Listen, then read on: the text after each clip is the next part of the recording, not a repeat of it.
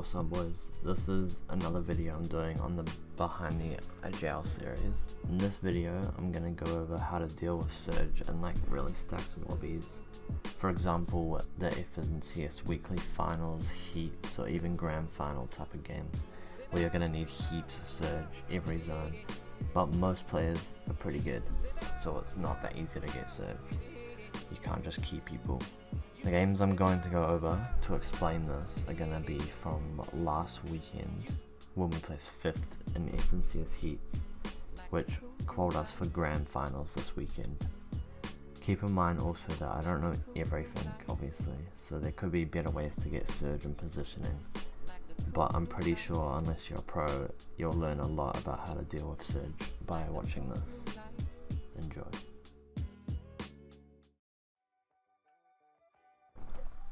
So the way you deal with Surge is to have a plan, basically. That's very general, but that's the like main goal you want to have, is like a plan that you're going to be following every game that you know you will deal with Surge. And it'll depend on your drop spot, obviously. So your plan for Surge, just your like second Surge, which is when there can only be 70 alive. You want to have it probably based around where different zones can go and what hills and high places you can go to set up for Surge. So for somewhere like Steamy, if we pull a zone like we did here, we kind of want to go over here. We can probably get this hill, or over here, or that hill, or this hill here.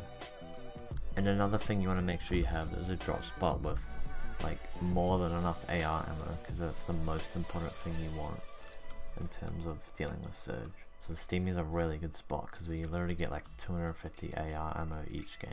Snipers, in my opinion, are like pretty good to carry in these types of games, but not really for the fact that you need to deal with Surge a lot, as I'll talk about now. So as you're going to the first zone, to these spots that you've like memorized, like high spots that you've memorized out throughout the map, depending on all the zone possibilities for first zone. You get your car, you go there.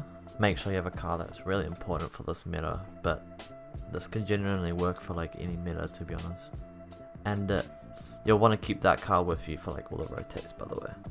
And then when you get to those certain positions, you want to, all three of you, make like a small wooden 1x1 or just a wooden ramp or whatever. Don't use all your hard mats, etc. And just all three of you look with your AR and first shot accuracy tag everyone rotating in.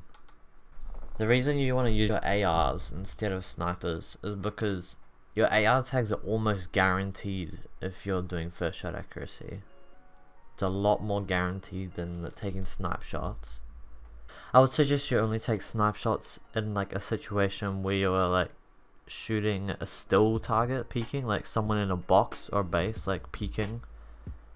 That's the best time to use it, because you're only gonna, if you shoot them with an AR, you're only gonna get like 1 or 2 tags before they reset, and it's really likely to hit with a snipe.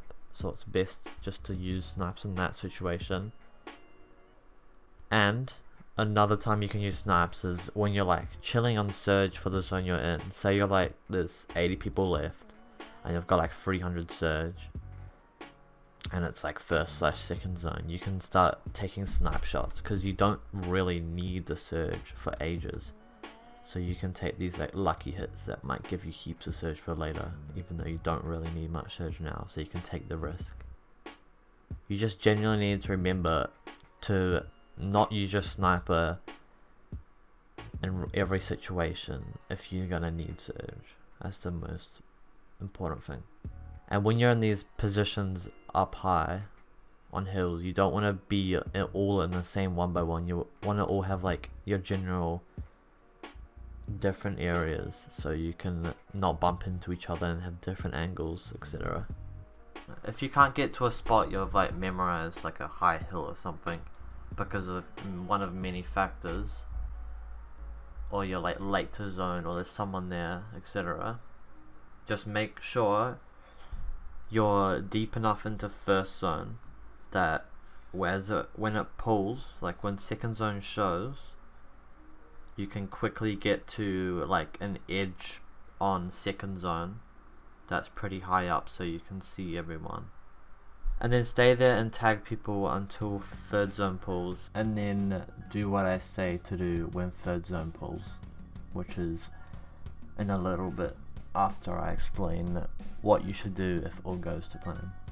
Now if all goes to plan and you get that spot that you've memorized in first zone that's like deep in, then do this. Now you're still in the position of the first zone on the big hill that you've memorized for every different possible zone pull of first.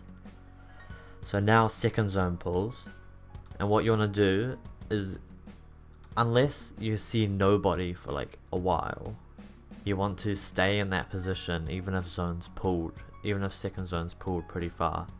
You want to stay on the hill and watch everyone that's rotating into second zone, and you just tag them all up with ARs with your teammate, because that's when everyone's going to be rotating just as second zone pulled, and you're going to be the one still with your ARs tagging everybody that's rotating. And it'll heavily depend on like how much surge you got first zone, because if you got like 400 to 500 first zone, you're chilling, you probably just want to instantly go center of second zone to set up for positioning in the future. But most of the time you're not going to get that much surge, so you're probably going to want to do what I said before. Now it's kind of up to your own judgment, but once you feel like there's no more opportunities for tags really in your position that you're on, you want to just start rotating with your car and get as center as possible if you can. But if you can't, doesn't matter that much, because you sacrificed a little bit of positioning for the second zone for getting heaps of tags and damage before. So now that you've survived second zone surge, which is where 70 people can be alive, this next positioning is really important to deal with the next surge, which is at fourth zone, which is only 50 people can be alive. Because in that second surge, you're gonna need, there's always a lot more damage that's needed. Like it could be up to like triple or 4 times what you need for second zone. So this positioning next is really important.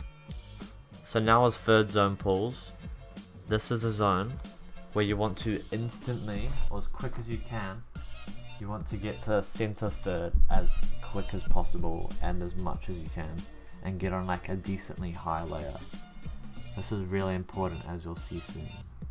So when you're center third zone, you're literally guaranteed a position in fourth zone, which is either on the edge, which has a view of almost the entirety of the people who need to rotate into third zone. It's fourth zone, I mean.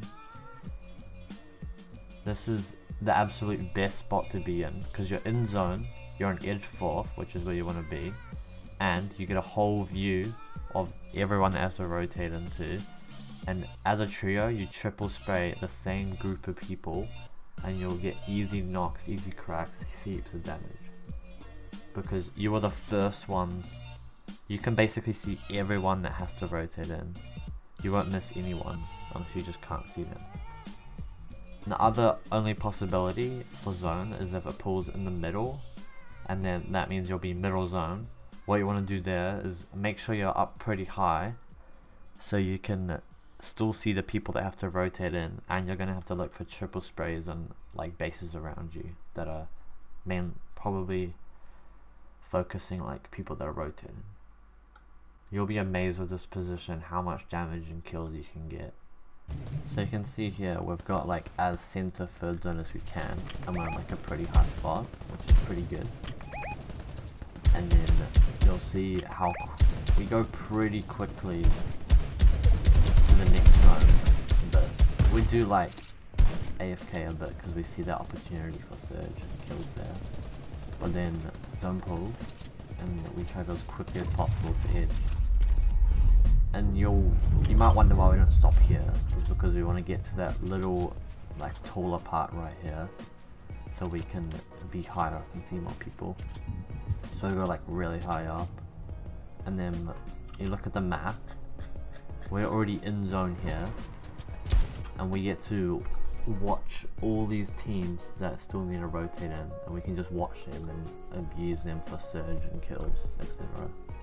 So that's why being pretty center third is like really important, so you can get to this position really quickly. Or like a lot of the times you're not gonna get center third, you're gonna just get like a decent way in. But as long as you can get the edge of 4th zone really quickly like we did there, it's still good. I won't really go over moving zone surge, which is in the 6th zone and 30 people can be alive, because that surge should be mostly dealt with by getting like a lot or enough damage previously. But if you are struggling on surge and moving zones, get to the front of the top as a trio and triple spray people. Don't look for surge as split up solos in the top, because it's pretty hard to, especially in 1st/2nd zone, most teams are like full trios, so if you're staggered as solos, a solo can't really get much damage on a whole trio, but if you're a trio front side triple spraying team, you're going to get damage.